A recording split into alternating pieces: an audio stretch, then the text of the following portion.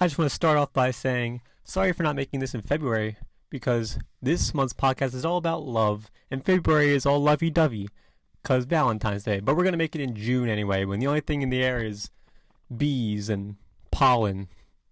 Yeah, that's not quite as fitting, but we're going to do it anyway.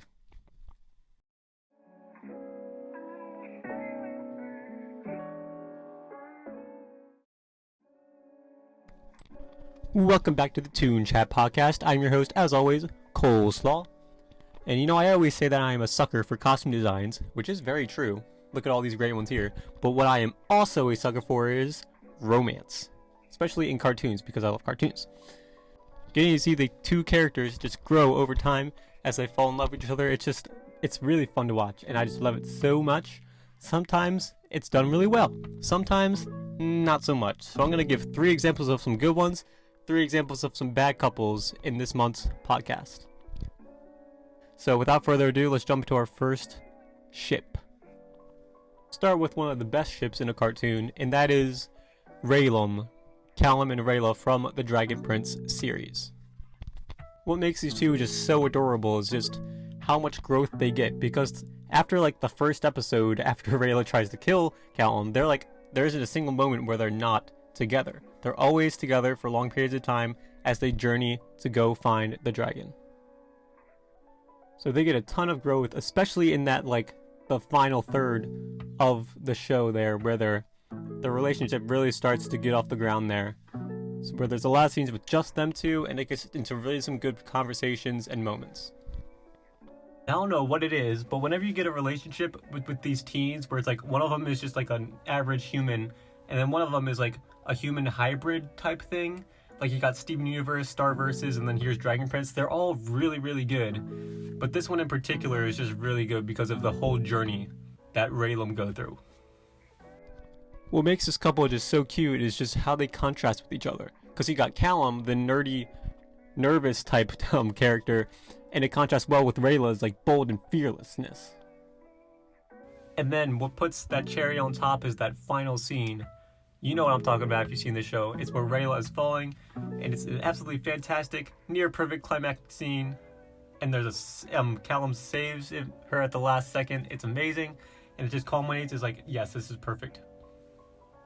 I can just not wait to get more seasons with these two as a couple. I really hope they don't start to dwindle off, but every kiss they have, it hits so good. And my favorite one is in front of Ezra, and cue that scene right now because it's my absolute favorite scene of the entire show. It's awkward, hilarious, it's amazing. This ship is just so good, I really hope it does not sink. Now to transition from a couple that got a lot of screen time together and a lot of growth, this one did not get that chance, and that is Kurosami from The Legend of Korra. The Legend of Korra is known to be a little bit weaker on the relationship side of things when it comes to the action storytelling, which is pretty dang good.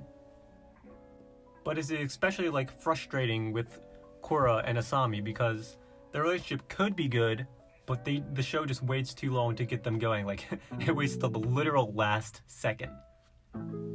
Which is kind of sad because they could have done a lot with Kurosami. I mean, just look at the graphic novels. The second the graphic novels come out, they're like, you know what, this relationship is canon, but we couldn't do it in the show, so we're going to do it in the graphic novels now. It's just a little bit annoying, but it's more unfortunate than anything. But Legend of Korra does have Varric and Julie, one of the cutest couples of all time. Ironically almost, so I guess it's not all bad. Next up, we got one of the best relationships that took the world by storm and is just blowing up everywhere, and that's of course going to be Lumini from the Owl House. Lumini is one of the most heavily shipped and largest, most popular ships in cartoon history, and the show isn't even that old and it's not over yet either. And just like the Dragon Prince, Amity and Luz were first not really keen with each other. They did not like each other, but as the show grew and they got more screen time, that's when the relationship really started to blossom. The show did not hold back in terms of the Lumity scenes, because we had some great ones with the Coven Convention scene, and then there's multiple scenes with them, and then you got, of course, the kiss and confession scenes, which everyone's just going bananas over. And as the 2B episodes came out earlier this month, it just grew even stronger because the relationship kept growing. It just kept getting into the norm, so it got really, really good. And you can't talk about Lumity without talking about Little Miss Perfect, an absolute gem of a song. Like, go listen to it. It is a bop, but it has a lot of fun ties to the relationship, and it's just really fun. I also just want to point out that the entire relationship started sort of because of Hootie. He's like the best wingman in history, because he's a bird, but he doesn't have wings. He's like just a tube. He's still the best wingman in history. Go Hootie. In a transition from that, we've got probably one of my most frustrating relationships ever, and that's with Kipo in the Age of Wonder Beasts, so let's dive into that one. So I will just start off saying that Kipo, the name of the show, is also the name of the main character. She doesn't get a satisfying romantic relationship at all, and I believe that every great cartoon needs to have the protagonist in a well-written relationship. Just look at like Aang Katara, for example, Catra and Adora. All the protagonists need to be in relationships because it is the most satisfying characters. They just need that big arc to really put the show going in a good direction. And Kipo just doesn't deliver upon that at all. Not only is Kipo not in a relationship, she gets rejected in a scene that is one of the most unsatisfying and annoying scenes I've ever witnessed in a cartoon. But I'm not even going to dive into that because it gets me really annoyed. In addition to Kipo's non-existent partner, you got Benson's existent partner, but doesn't really have to exist. Are you on track? Cool. So his character falls in love with another guy, and it just doesn't really add to the story at all. And there's no unique qualities to them. They're just there. And a relationship just being there and existing can work if they provide enough depth and character interestingness to the story, but that just does not happen with these two characters. It's kind of frustrating. Like, these two characters' only purpose is to represent a community, which is a little bit annoying, but there's so many other shows with great relationships, so I can just like kind of put my frustrations aside and focus on those ones. Speaking of a great ship, you got one of the most underrated ones, and that is going to be Jim and Claire, or Jalaire, I guess. That's what it says online, Jalaire, from Troll Hunters. Troll Hunters, of course, isn't as big as the other two shows, but I think this is a super underrated ship, because it's a ship that's like simply turned out as friends at school, and they turn into lovers. It's just a simple concept, but it's done really well here. You got other shows doing like the classmate relationships, like Star vs. and Owl House, but this one is just so straightforward and to the point that it works. There's something like so charming and so real about what they have. And one of my favorite scenes ever in a cartoon to this day is where Jim turns into a troll. It's like such a good scene, go watch it. And then following that scene, you got the one on the roof where he meets up with Claire and she just comforts him, and the writing in that scene really boosts their relationship where it gets really, really good. And then you got the final direction that the show took. The direction the show took is actually like really surprising. They had these high school lovers literally run away with each other in the end. It's like, okay, we're leaving our entire families to go be with each other and go adventures and stuff. I was like, whoa, that's interesting, shocking. I like it. I think it's the right choice. It's different, but it just hits all the right notes. So this means we're going to end on a unsatisfying relationship. That's kind of frustrating. But at least it's from a really, really good show, because that is going to be Infinity Train with Jesse and Lake. Infinity Train, without a doubt, one of my top 10 favorite shows of all time. And then the relationship between Jesse and MT, also known as Lake, it's right on the edge of being great. Just one more episode with them together, them living their days out on Earth, it could have been really good. Or even just like one more additional scene, it could have been the game changer. Their relationship was right on the peak when they were trying to find each other and escape. When they did escape, I was like, yes, they're finally together now, but then it just ended. The season 2 ended and things couldn't get chugging. So yeah, I think just like expanding that story of when they finally got to Earth would be fantastic. I mean, if there's a canon, any way that we can write this canonly, that expanding their time on Earth, sign me up, because that is what I want to see.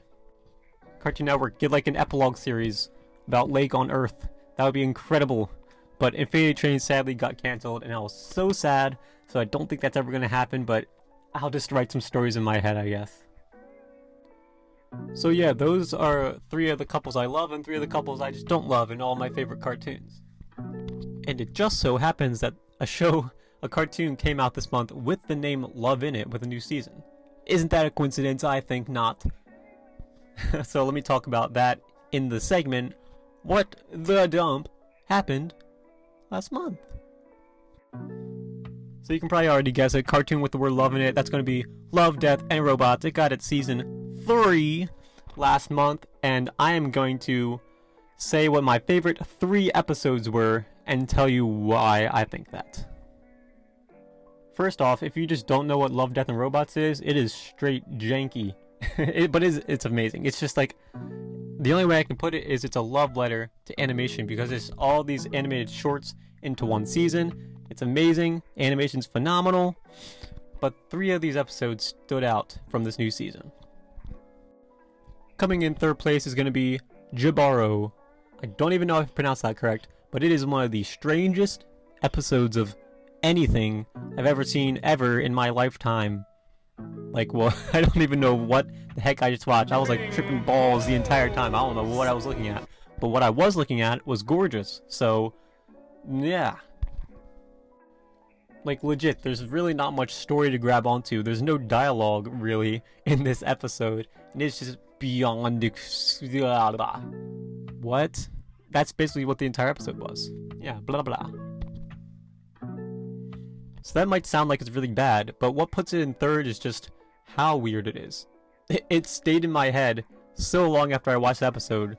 Like, some of them are forgettable, but that one I was like, yeah, I'm gonna remember that for a long time. What the heck just happened? And the animation in it is absolutely incredible. It's like a work of art, but like one of those weird works of art by like Picasso or something that you're just like, what in the world? That's literally the best way I can describe this one single episode. And then getting that silver medal in 2nd place is going to be Bad Traveling. This episode is all piratey. It combines manipulation with pirates and a super duper scary alien monster. So sign me up, yeah. And I already said it multiple times, but the animation is phenomenal. You got like this realistic video game type 3D animation, and it's just really, really impressive. What made this one stand out was that monster. It was so threatening, so awesome. It's just super engaging because he's killing off all these people and you're like, ah, that's awesome. And this short film like expanded on that one character, made him super interesting, and made him just like super manipulative, like I said. And this episode was not afraid to be bold and just kill off people.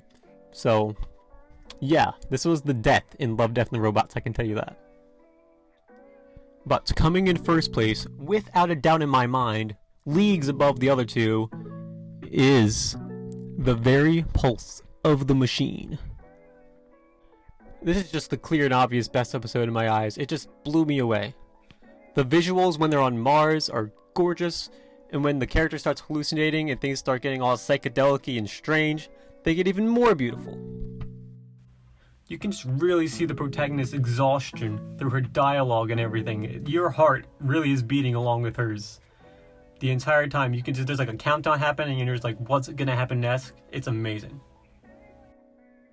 This episode just takes the simple concept of a space strategy, which I think Love, Death, and Robots already did in a previous season, but it molds it into this masterpiece of visuals and storytelling.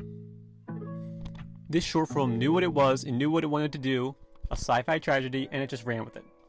Just watch this one by itself. You don't even have to watch the other ones. Just watch The Very Pulse of the Machine. You will not be disappointed. And with that, that is all I have time for today. Thank you all very much for listening to this month's podcast, and I will see you all next month. See ya!